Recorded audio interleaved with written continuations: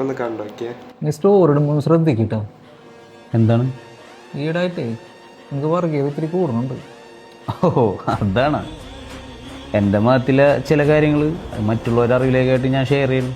അതാണ് ഇത്ര വലിയ കാര്യം. എൻ്റെ മതം എന്ന് മുതലുണ്ട് അങ്ങനെ ആയത്? പെരുന്നാൾ ഓണൊക്കെ നമ്മളൊന്നിച്ചല്ല ആഘോഷിച്ചുള്ളത്.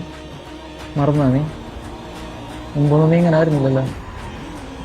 അല്ല, നീ ഇങ്ങനെ പബ്ലിക്കായിട്ട് നിൻ്റെ ആദർശങ്ങളൊക്കെ ഷെയർ ചെയ്യുമ്പോൾ കുറച്ച് പേർക്കെങ്കിലും അതൊക്കെ കാണുമ്പോൾ ഹേർട്ട് ചെയ്യില്ലേ? ഞാനായതുകൊണ്ട് തുറന്നു പറഞ്ഞു. ഇത് കണ്ടിട്ടൊന്നും മുണ്ടാണ്ട് മനസ്സിലാച്ചുകൊണ്ടിരിക്കുന്ന അത്ര ആൾക്കാരുണ്ടാവും. ഈ ചങ്കായിട്ട് കൂടാണെന്നിരുന്ന കൂട്ടുകാരുടെ ഉള്ളിലേ വർഗീയതയുടെ വിഷം ഉണ്ടായെന്ന് തിരിച്ചറിയുമ്പോഴുണ്ടല്ലോ, ഇവിടെ എനിക്കൊരു സ്ഥാനമുണ്ട്. അത് നീ ആയിട്ട് കളയരുതിട്ടാ. നീ പറഞ്ഞേക്ക് ശരിയാ, എനിക്ക് മനസ്സിലാവുണ്ട്. അതേ, എൻ്റെ നല്ലതിന് വേണ്ടി പറഞ്ഞാണോ നീ ഇത്? അതോ നേരത്തെ പറഞ്ഞ വർഗീയത നിൻ്റെ ഉള്ളിലുണ്ടായിട്ടാണോ നീ ഇങ്ങനെ പറയുന്നത്?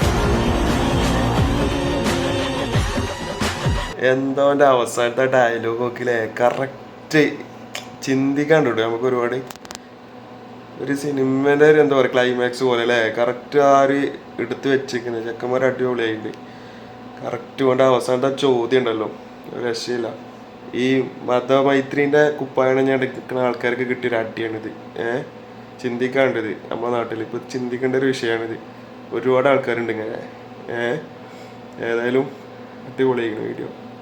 കൊള്ളൻ്റെ ആൾക്കാർക്ക് കൊണ്ടുണ്ടാവും ഇത് കാണുമ്പോൾ.